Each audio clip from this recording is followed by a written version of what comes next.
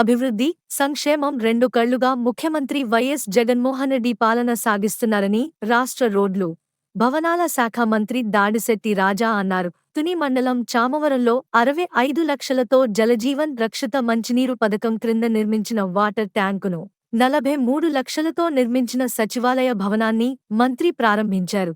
ఈ కార్యక్రమంలో మాజీ తాండవ షుగర్స్ చైర్మన్ నాగం దొరబాబు పాల్గొన్నారు.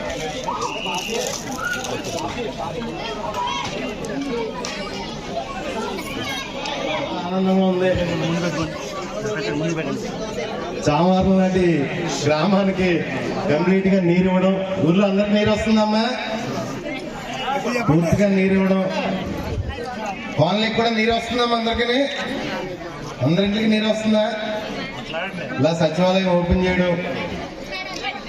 అంటే మనకి ఎల్లో మీడియాలో ఏం మాట్లాడుతుంటారండి, పేపర్లో ఎల్లో మీడియా వచ్చేసరికి, టీవీలోకి వచ్చేసరికి డెవలప్మెంట్ లేదు అని చెప్పి మాట్లాడుతూ ఉంటారు. వాళ్ళు వచ్చి కళ్ళెట్టి చూస్తే తెలుస్తుంది డెవలప్మెంట్ అంటే ఏంటి, అభివృద్ధి అంటే ఏంటి. ఇది అభివృద్ధి కాదా, లేదా వాటర్ ట్యాంక్ అభివృద్ధి కాదా? అసలు వాళ్ళు సిగ్గుపడాలి. ఇన్నాళ్ళు పరిపాలన చేసి ఈ గ్రామంలో మౌలిక వసతులు లేవని చెప్పి సిగ్గుపడాలి.